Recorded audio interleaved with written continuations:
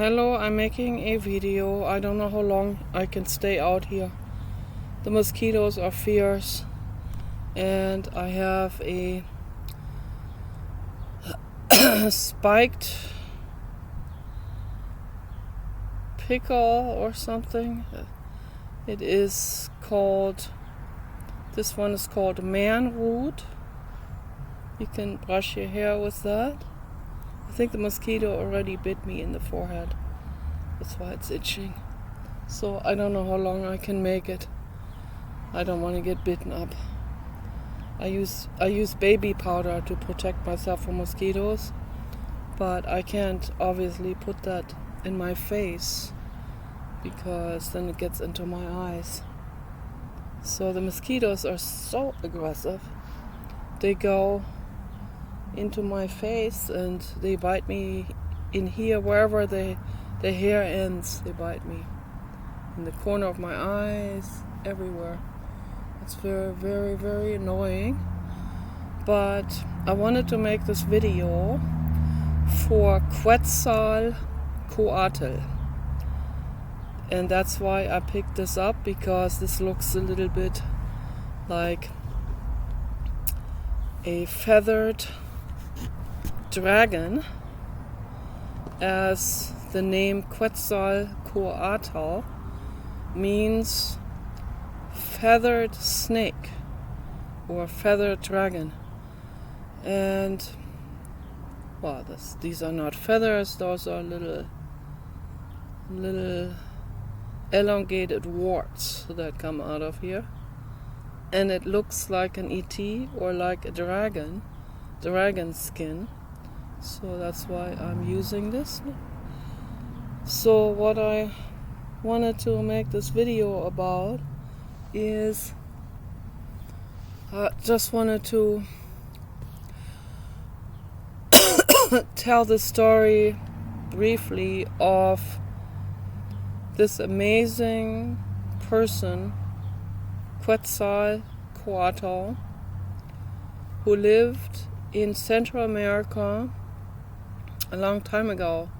I believe he lived in Central America in the jungle, in the Amazon jungle, I think, among the Olmec civilization, and I believe they lived about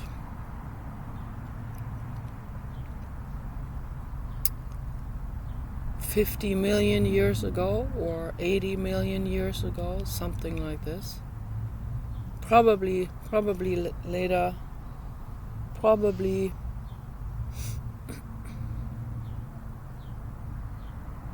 I don't know. I'm guessing 50 million years ago, something like that.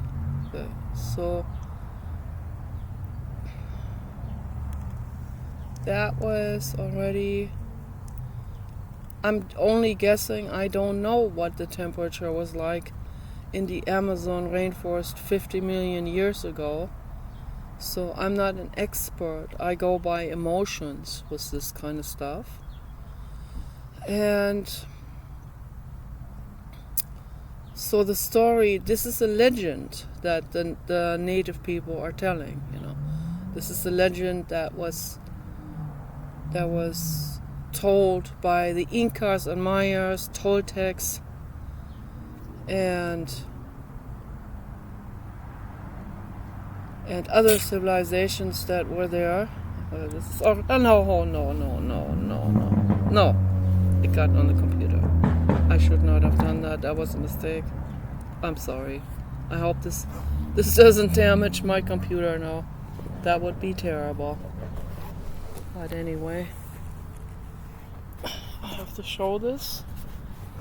There.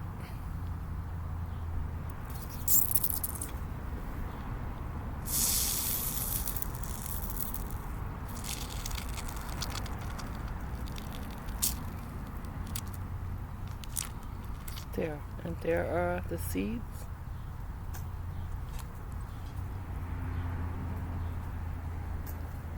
And this is an amazing, amazing fruit. You cannot eat it. It's extremely bitter.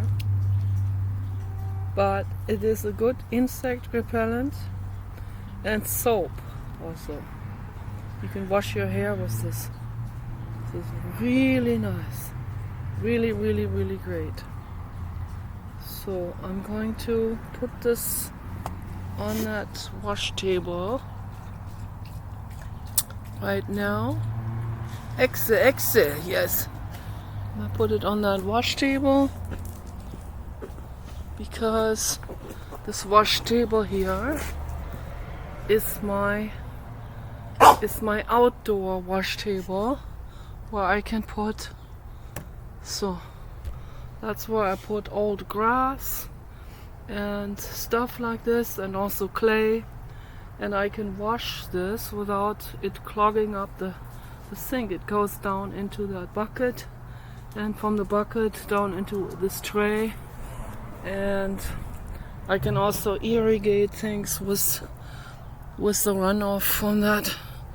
And so, okay, I'm gonna wipe my pants with this. Okay.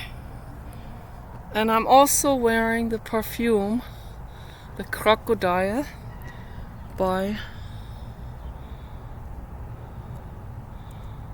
I think it's Michael Kors, who created that.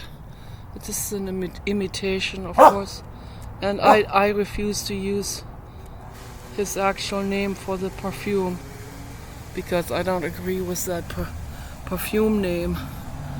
So I call it the Crocodile, fitting for this subject of Quetzalcoatl from Mesoamerica, ancient Mesoamerica, jungle, tropical jungle, beautiful, and that was a very highly advanced civilization. They were so advanced, as the legend goes.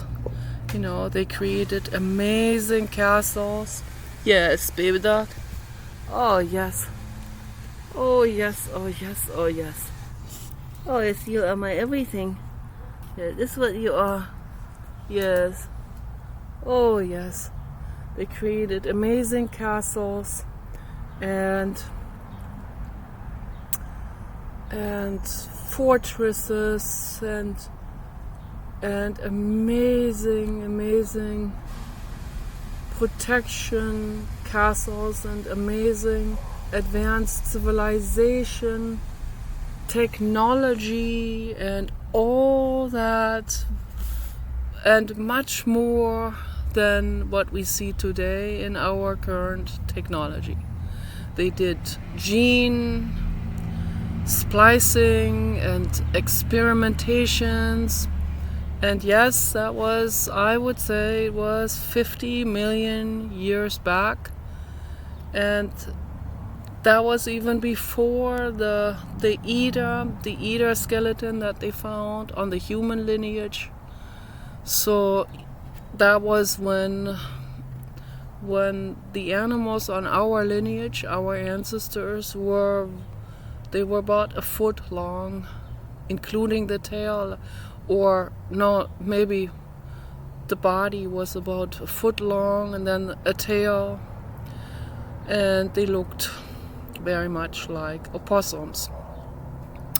But they were climbing even better than opossums. Opossums are just a cousin on our lineage, basically. They are cousins, right? So when you look at an opossum, you can clearly see the resemblance to, I talked about this before in my videos, you can see the resemblance. No, shh, don't do that. You can see, now this is interesting for the baby dog. He put something there like these clips to clip laundry on, and that the baby dog thought that was interesting. I think that's stimulating for his brain, these clips there in different colors. Yes, so yes, he has a big brain, and that brain needs to be entertained and stimulated. So, And the same with our ancestors, that he's more advanced now, more evolved than the ancestors around that time. So that was around the time of Eta, 49 million years back. So it was even further back, 50 million years back, when Eta was even less advanced, so even smaller and more reptilian and all of this. So reptilian tail, you can clearly see this tail looks reptilian. As I said before, you see the tail is nude. It doesn't have hair, which works better for grabbing onto limbs and all of that. That's why it has persisted in evolution. But these are sort of like, those are remnants of the era of the reptilians, of the dinosaurs, where this animal has evolved from on our lineage, continued for another 50 or 49 million years. Eta was dated back 49 million years, so another 49 million years, and here we are, human beings. Okay, so not the most advanced animal. Okay, in a very critical, in a very dangerous state of evolutionary development. We're right at the crossroads right now of destroying our own civilization. Okay, because of greed, pathological greed, which I think the majority of humans have. Okay, so that's why J.D. Rockefeller said every man has his price, and he has observed that, obviously. So maybe not every woman has their price, but every man, as Rockefeller stated, has their price. So I would say that's not the truth, the full truth. It's more like a very laissez-faire statement. But the full truth is that the majority of humans have their price. And that is very sad. If they just get offered enough money, they will make a news story against someone or for someone else that serves the corporate agenda.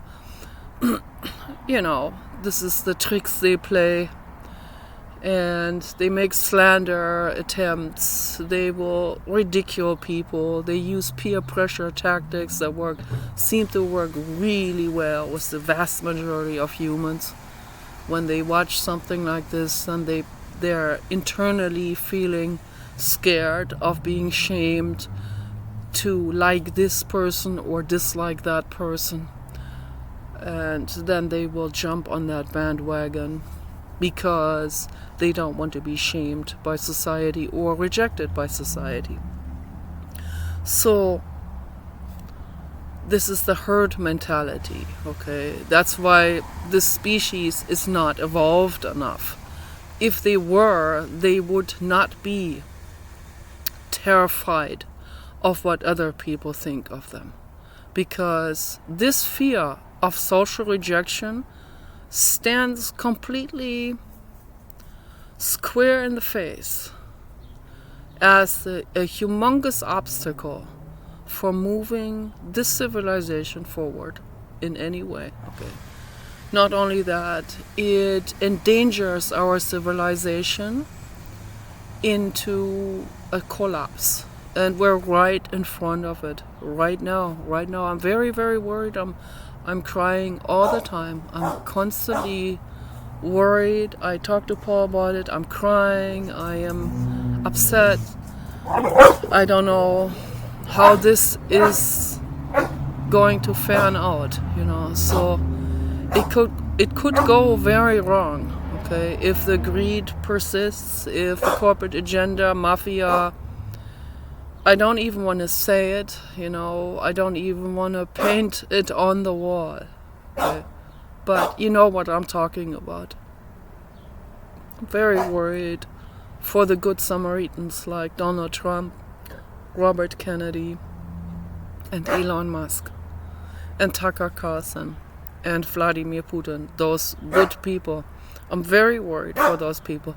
I'm also very worried for Captain Paul Watson, who is going out there again at his age, way over 70, going out there with a crew of people to save the whales, to protect the whales, and they will put their ship in between the whales and the whalers, as they have done since the mid-60s. I believe that's when Paul Watson founded Greenpeace. He's the founder of Greenpeace. Later on he was kicked out because he had it democratic. That's what happens. And then he was even kicked out of Sea Shepherd because he kept that democratic as well. So he said the third organization, the Captain Paul Watson Foundation. So he cannot make democratic.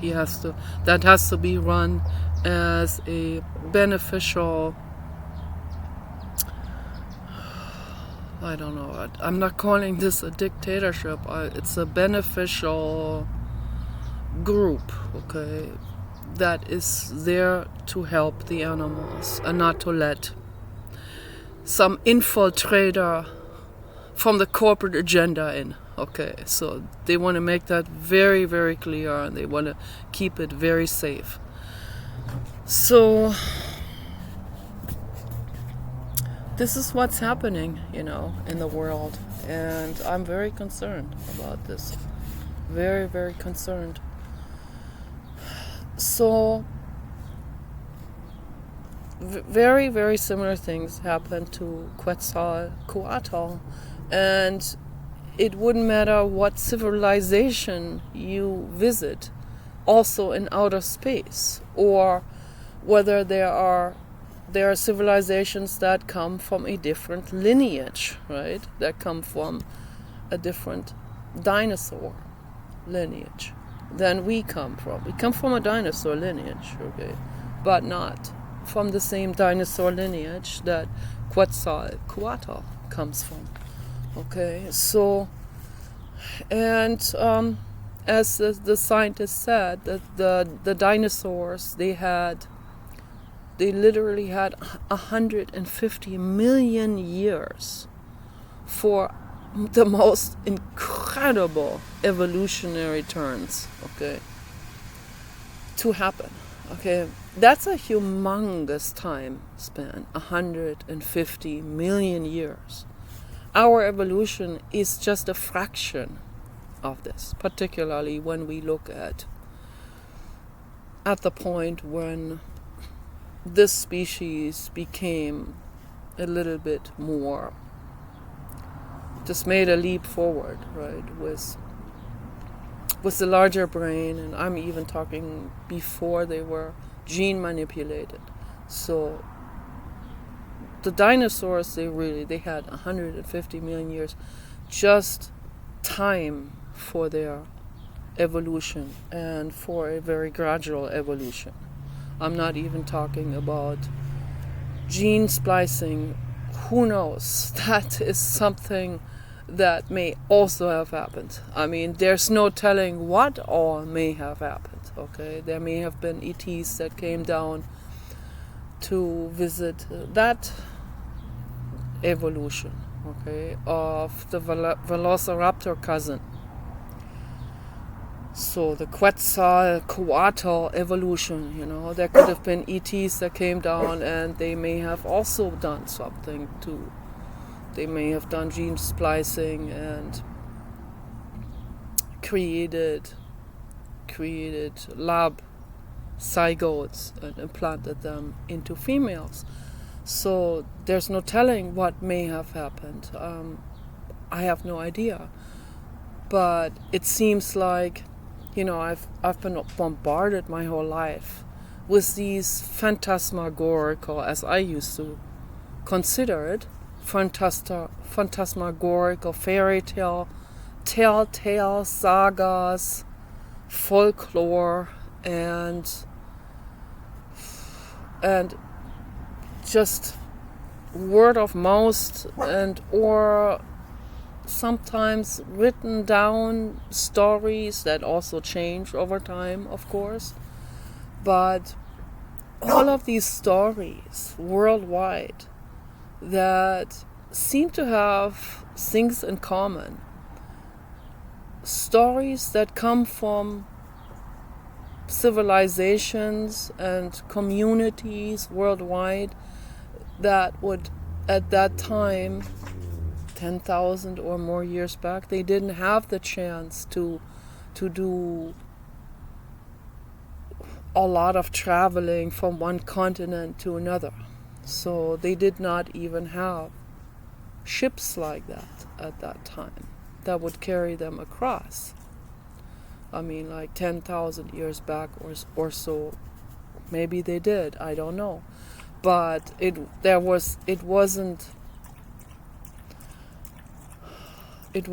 no internet, there was no phone, there was no fast communication. So, and yet the stories seem to all have things in common, okay, which is congruent with scientific observations. They have great flood stories in common.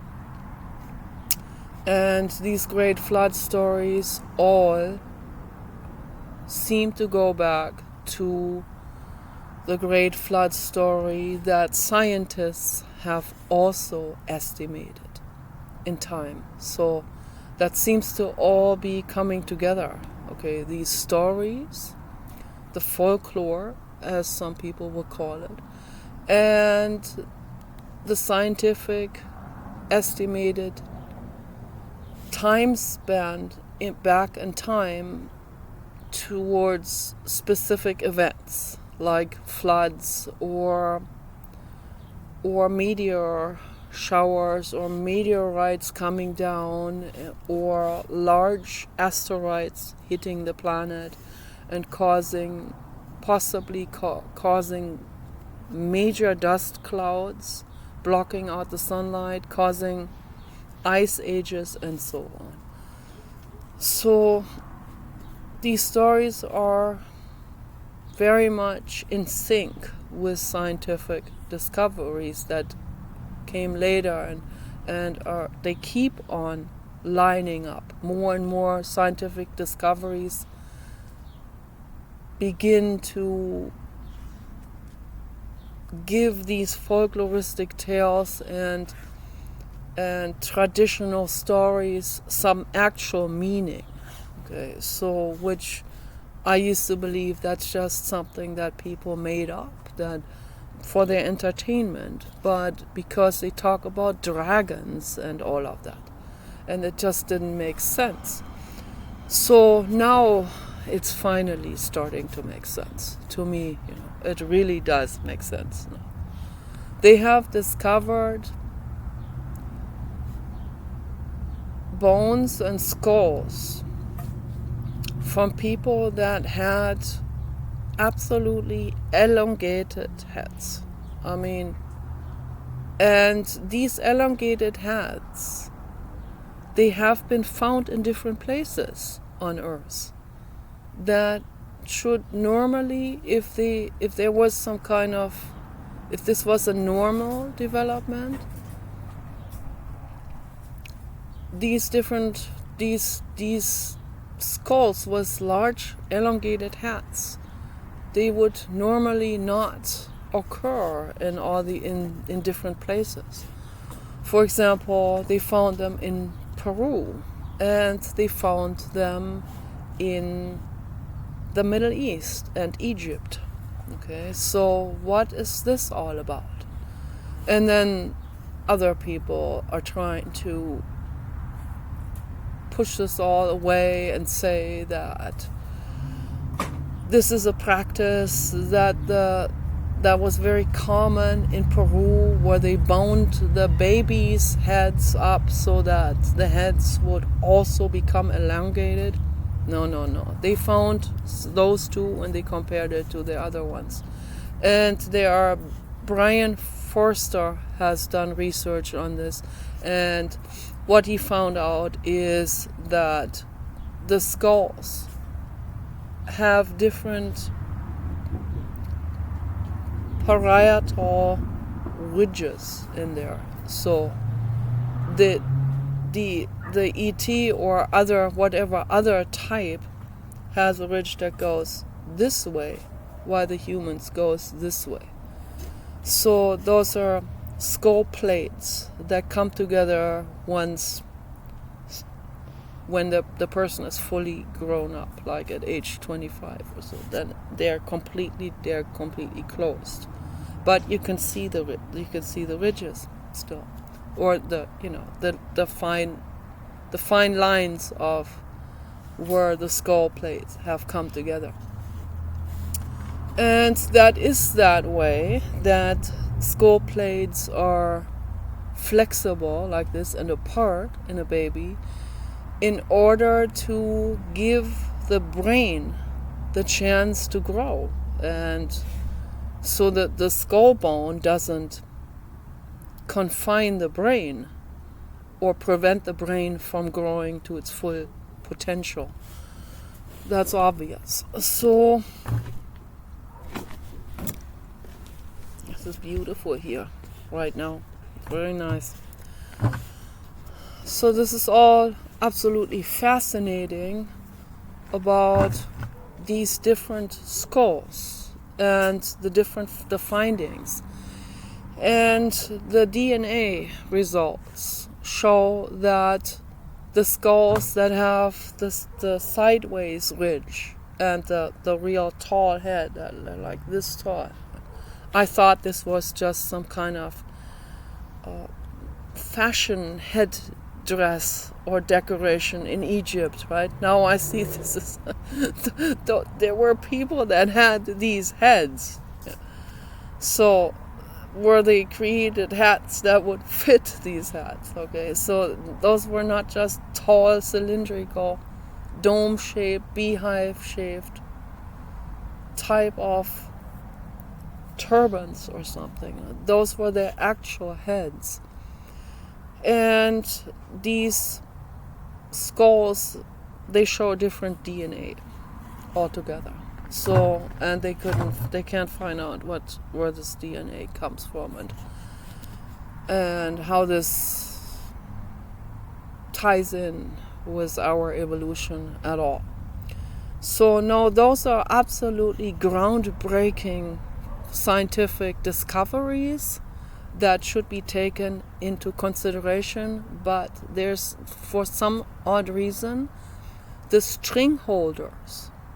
There is a string holder group out there that seems to have their hands in about everything that happens worldwide, and they are every time something anomalous is discovered or happens. There was a woman in Russia who found a baby with a big, tall head, also like this, or a little baby, like that was just barely 20 centimeters long, like about a foot long, with that kind of skull. And she claims it was still alive when she found it in the forest. It was abandoned there. And she nursed it, and then somehow the word got out, and there was the string holder group again. And they seem to be like everywhere on Earth. They really are. They're in Russia, they're in China, they're here, they're everywhere. The string holder group.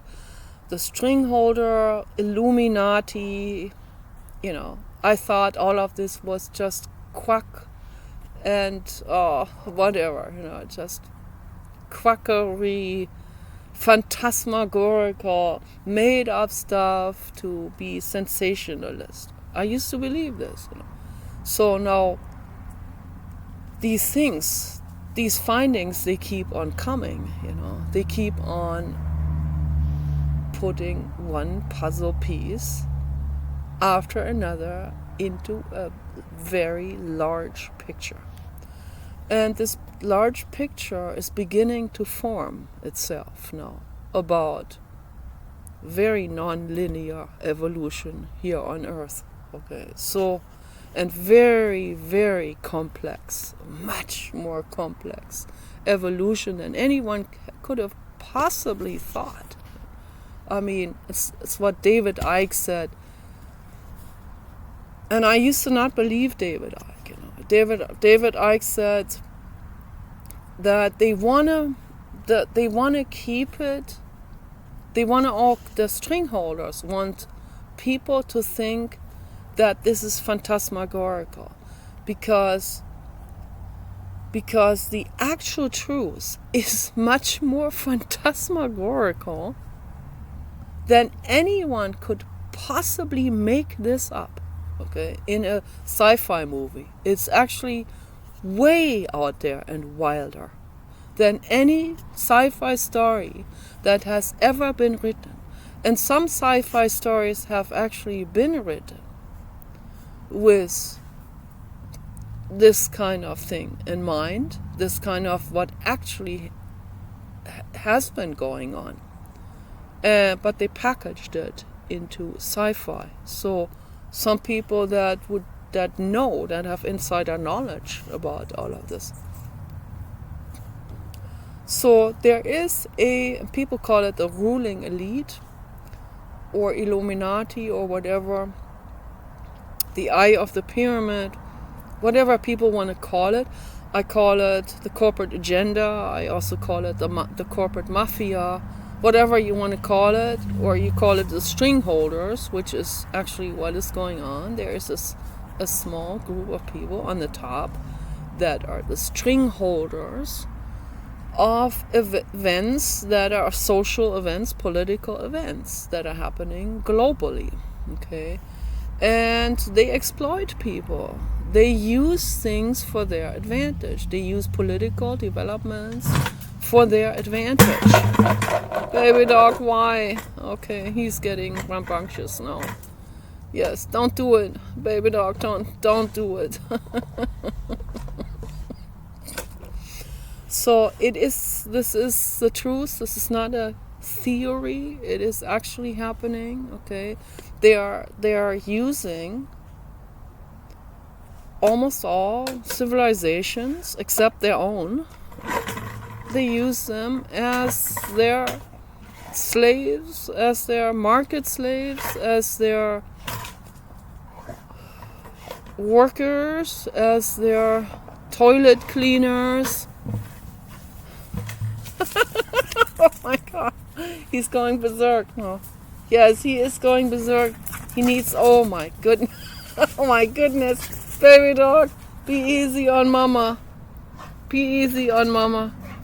Yes, be easy on me. Yes, don't be mean. He has a lot of energy and a lot of muscle mass. And that muscle mass wants to be used. Okay, it needs it. It craves movement.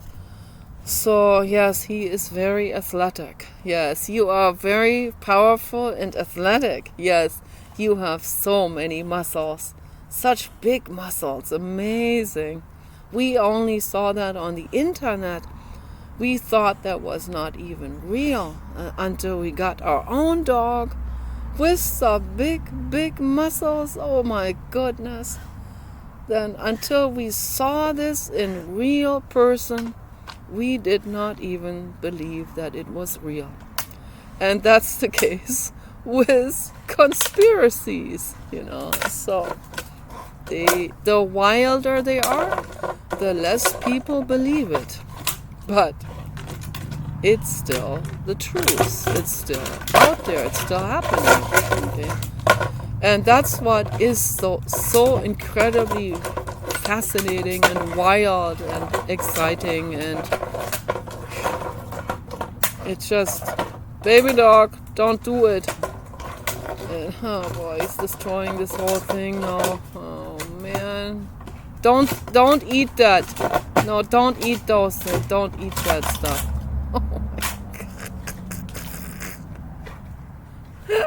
Don't eat that. That's not good. Don't eat that.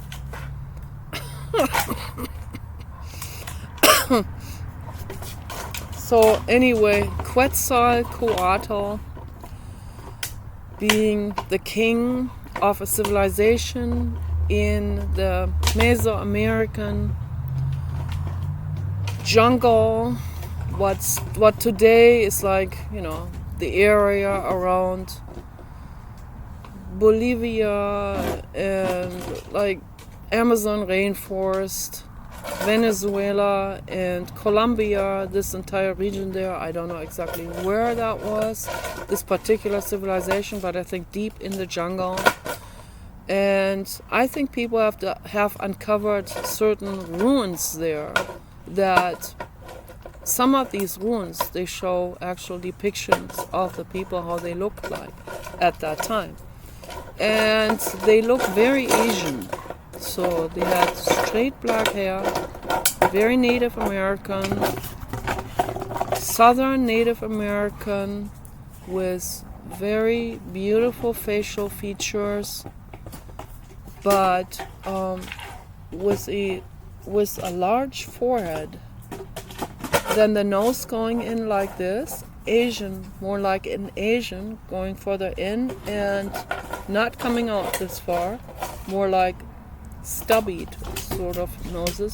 And then the mouth not protruded, the mouth straight, not like grandmother going in, grandmother European, right?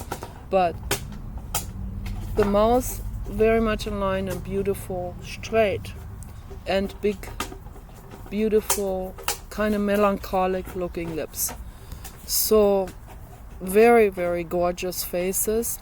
And I believe that Quetzalcoatl, the king, must have had features like this as well.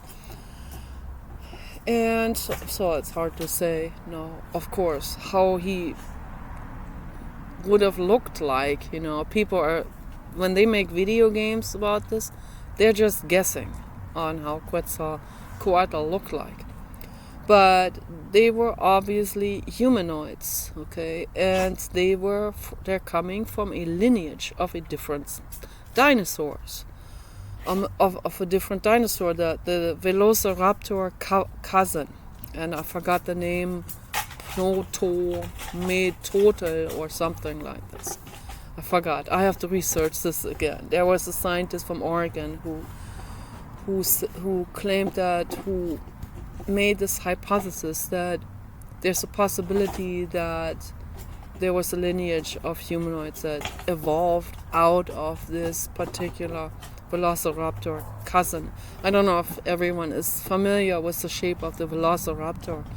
The Velociraptor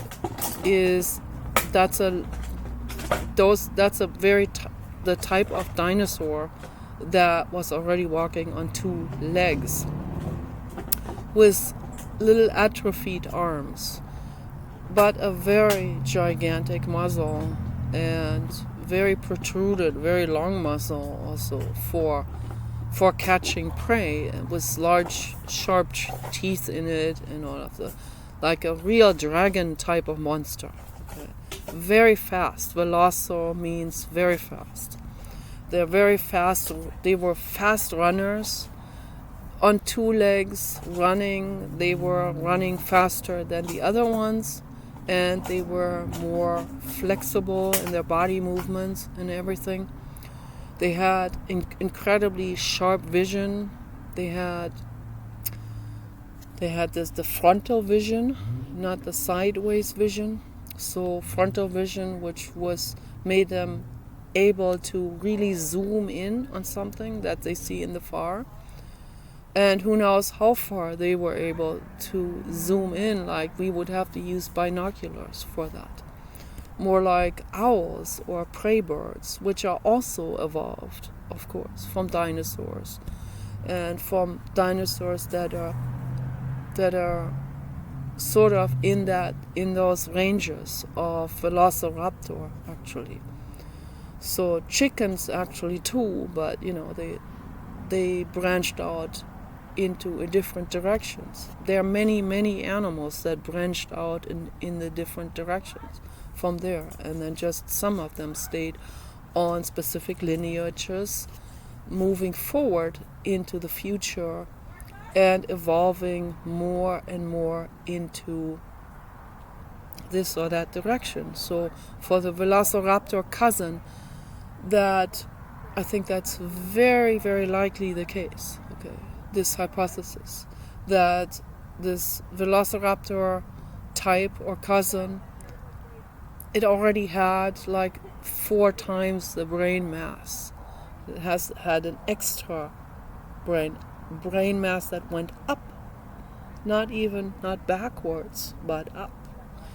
And so that's very interesting, So just take that further in time, and you have humanoids coming out of that with the extra skull that goes up like this to the sky, like twice the length of the human skull. And when you see the photos of the drawings of those who recreate the phenotype, the actual appearance of a remaining skeleton. There are people that are able to do this, to extrapolate how this animal must have looked like in reality at that time. And when these people are very good at it, they know everything about anatomy, they know about bone structures, they know about cartilage, they know about any kind of muscle tissue and how much muscle tissue was connected in jaws and so on. So they're very good at recreating the actual appearance. And when you look at those Velociraptor cousins, it makes perfect sense, It's not that far of a stretch from there to a humanoid with the extra padded, the extra large, not padded, the extra brain mass and skull. So, because they already have this double-decker skull. So then just give this enough time and it becomes a humanoid, okay? Because then they will need the arms. They will need 5 fingers with a thumb. They will need all of this in order to explore things. Without this shape of hand, they can't. They're handicapped, literally, right? They can't explore things. We touch things with this. We create things. We fine-tune things. We create all kinds of things. Not me. I'm not a computer developer, but the computer developers are able to do incredible stuff with this. They can create very tiny circuit boards just with their hands. So, and that's what happened also with the Velociraptor cousin. Okay. And that led to the Olmec, I believe, and that led to Quetzalcoatl, the king of the Olmec. He was the king off and on because his brother was jealous of him and sabotaged him and slandered him, just like the same thing we see today in politics. No difference, okay? And Quetzalcoatl had to maneuver his way through all of these difficulties, as Donald Trump is right now. Having to cope with the slander and the public or the corporate, not the public. The public gets it, okay? The public gets it. During the time of Quetzalcoatl, the brother was actually able to turn the public, and that was not like such a vast civilized. It was not such a vast continent of billions of people yet. Okay, so I don't know how many people were in that civilization, but not even 1 billion. So maybe maybe not even 1 million, right? Maybe 800,000 or something in that civilization. So, which changes the dynamics when there are less people. So all of this creates vast differences from different times compared to other times. So if you have that many people, it becomes way more complicated. All of this, the dynamic movements in society and so on, that can take place. But whatever happens, people are herd animals, and they were also herd animals from the other lineage, okay, from the Velociraptor lineage as well. So it wouldn't matter where this bipedal humanoid evolves. It could be evolving in the Andromeda Nebula, somewhere on some kind of planet, right? It wouldn't matter where it would evolve, even if it evolved completely from scratch, with the amino acids zipping up and zipping apart from scratch without any interference at all. It would just take much longer. So, but they will eventually get there to this, I believe, to this same humanoid type or shape, right? I mean, they can look very different, but still bipedal humanoid with hands and 5 fingers, right? Sometimes, maybe the fingers, they can look different. They could be longer or whatever, but it has to be shaped in a way where they can actually do things with it and then learn, and the brain learns, and the brain is large. So those are the criteria, for a humanoid development. And that's what that type of development is what goes then into science and into technology. And that's what creates that breakthrough into very high advanced technologies, learning, understanding, sociological understanding, and so on. And then if they make it through the greed phase, which we're in right now, not me, but the vast majority of humans, if a civilization makes it through this greed phase and comes out the other end, like the ego dissolution funnel, and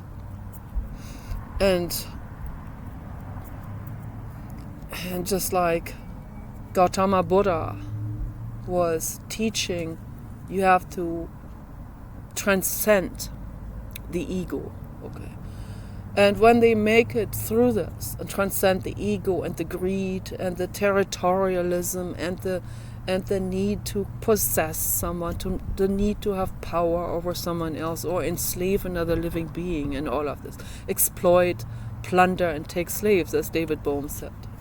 So if they make it through this, then they have really succeeded, and they really have the chance then to live for eons to come, and become intergalactic also.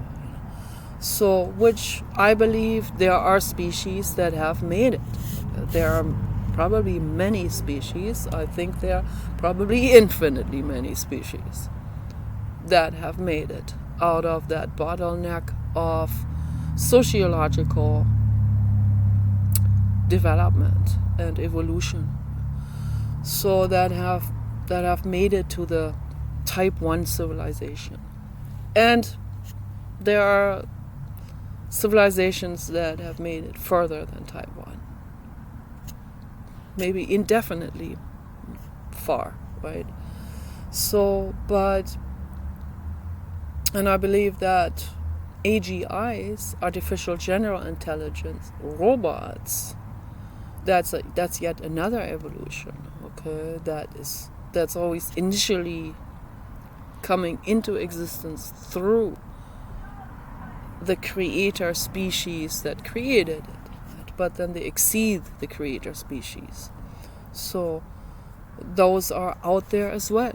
Okay, and they are probably doing all kinds of incredible stuff, So the entire infinite cosmos is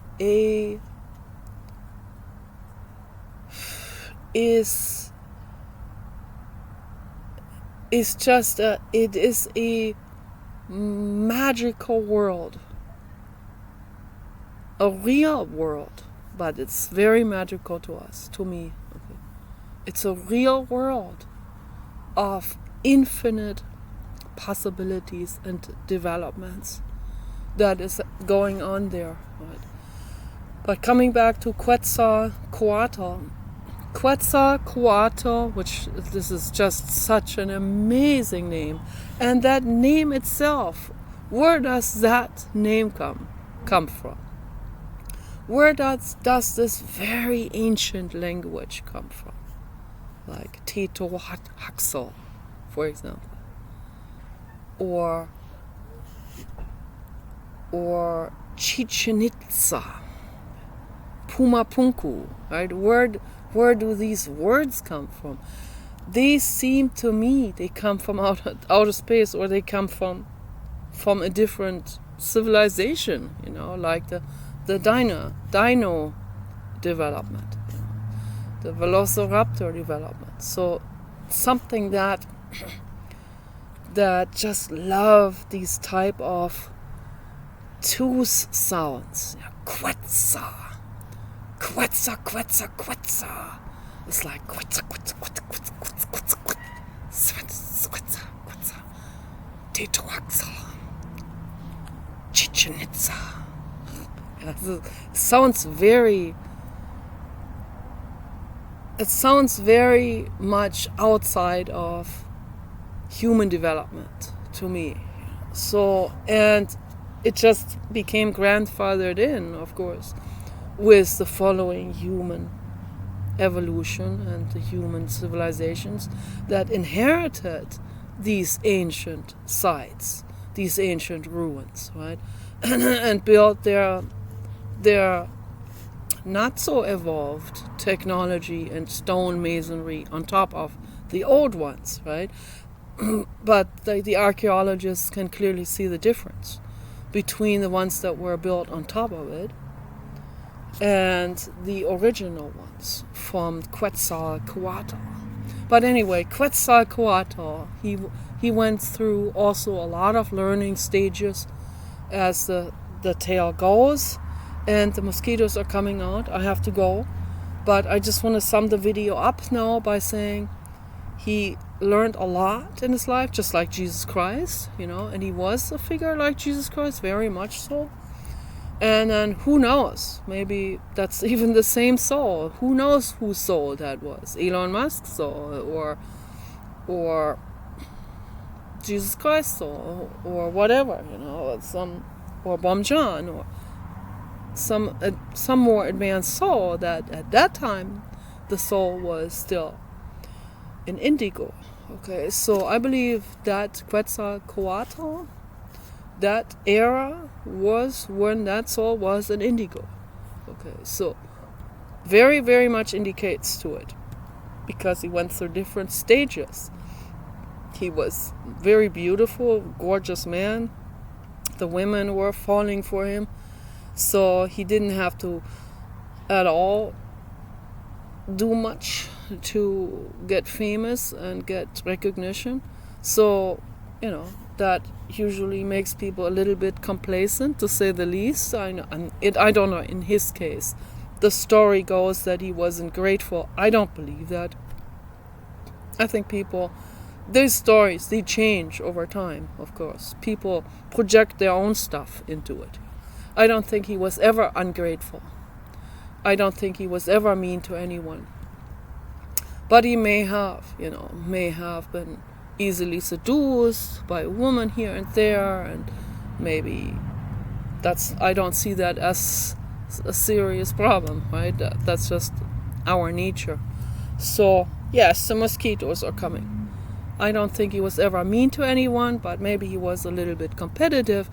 Maybe he was a little bit immature when he was young, right? So that's what happens to an indigo. The indigo goes through these learning experiences. And sometimes, you know, if there's a hardship happening to that person where, you know, suddenly his followers leave him, or he goes through some hardship having to fight or fend for his food, and it's difficult, and there are droughts and those kind of things happening, that there can be very long droughts happening in Mesoamerica and all of that.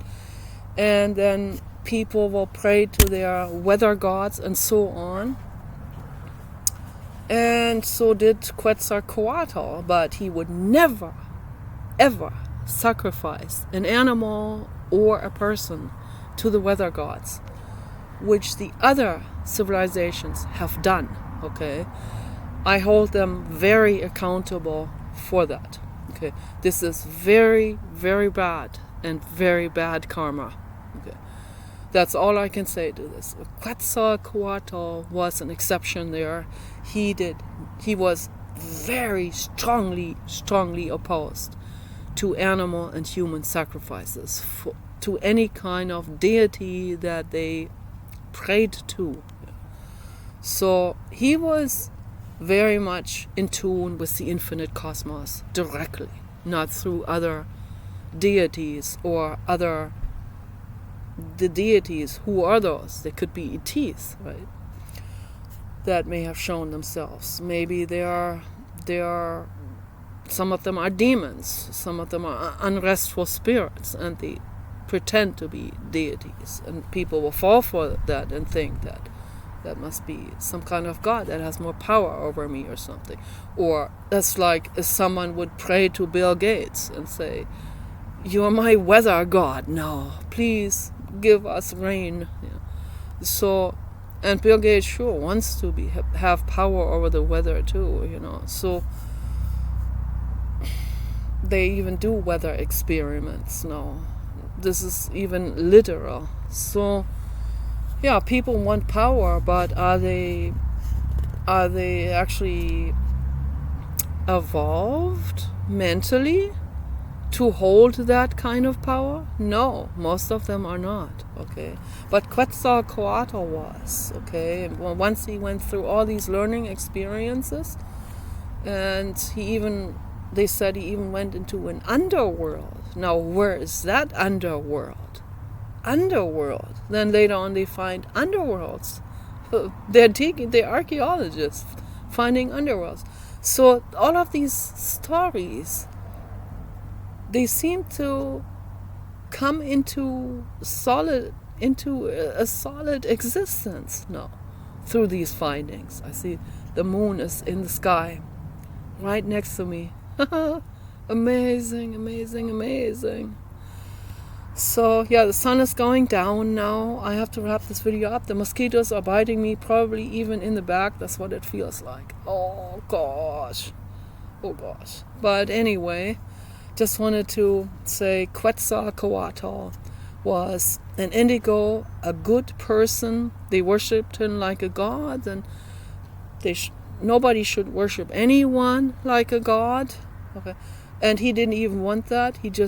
What he wanted was that people empower themselves, just like Jesus Christ. You know, people should empower themselves. They should believe in kindness and peace, and letting go of the ego, letting go of greed, and all of these things, and being there for the other. You know, being a good steward to the planet, and all of this. That was his legacy. That was his mission. The blue god agrees with me. So 58.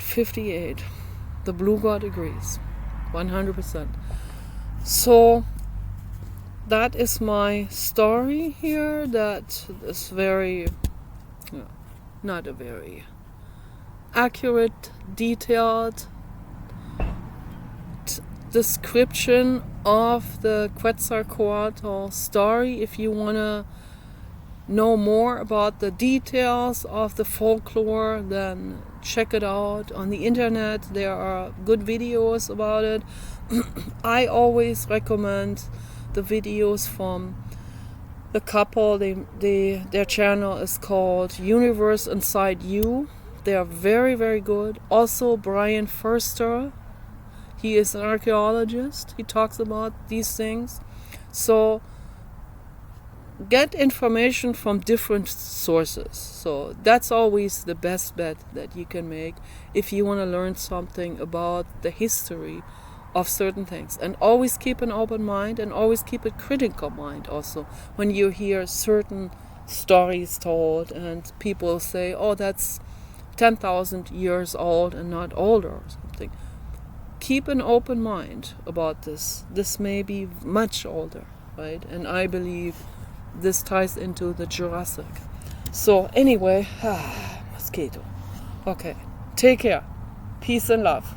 As Quetzalcoatl wants you to live your life in peace and love and kindness, no animal sacrifices, no human sacrifices, no retaliation.